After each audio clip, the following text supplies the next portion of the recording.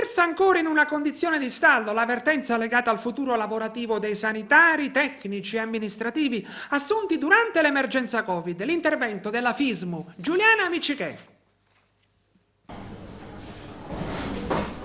Versa ancora in una condizione di stallo l'avvertenza legata al futuro lavorativo dei sanitari, tecnici e amministrativi assunti con contratto a tempo determinato in occasione dell'emergenza Covid. Alcuni giorni addietro, con l'assessore regionale alla sanità Giovanna Volo, è stata firmata un'intesa solo da una parte delle rappresentanze sindacali in lotta, compresa la CISL. Invece CGIL e UIL non hanno firmato e sono ancora sulle barricate. In attesa di un promesso altro incontro con l'assessore Volo, il no all'accordo siglato e ribadito e rilanciato dalla FISMU, la Federazione Italiana Sindacale Medici Uniti. Il dirigente nazionale Rosario Di Carlo afferma: la proposta della Regione di stabilizzazione del personale medico, sanitario e amministrativo della sanità è insufficiente e aggrava i problemi del servizio sanitario regionale. È incomprensibile la firma di alcuni sindacati minoritari. Si ignora il ruolo strategico del personale impegnato durante la pandemia. Professionisti che hanno fatto fronte a un'emergenza sanitaria e che hanno sopperito ai problemi strutturali della sanità siciliana. Adesso in Sicilia assistiamo ad aziende che assumono nuovo personale, scavalcando i diritti acquisiti di questi colleghi, garantiti dalle norme nazionali. Sono centinaia di donne e uomini messi in un angolo e che addirittura non vedono rinnovati i loro contratti a tempo determinato. Gli eroi dimenticati della pandemia.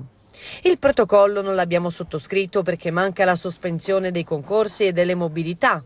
E così viene meno la priorità a chi ha diritto alle stabilizzazioni. Assente anche la garanzia di pari opportunità fra personale in servizio e non. Abbiamo chiesto di dare la stessa precedenza al personale in servizio, in quanto prorogato, e quello non più in servizio, in quanto non prorogato dalle aziende. Così, con questo protocollo regionale, il personale lasciato a casa per non aver raggiunto i mesi di servizio necessari o non prorogato per mancanza della copertura finanziaria nonostante abbia raggiunto il requisito dei mesi di servizio, è destinato ad essere tagliato fuori dalla stabilizzazione e di vedersi superato da professionisti con minore anzianità di servizio. Infine non si mantiene in servizio nei posti vacanti il personale del ruolo tecnico e professionale. E Di Carlo conclude: l'assessore Giovanna Volo, con improbabili accordi sindacali, ha emanato una inutile direttiva che non aggiunge nulla allo stato confusionale in cui versano gli attuali commissari, che sarebbe bene mandare a casa per evitare ulteriori danni.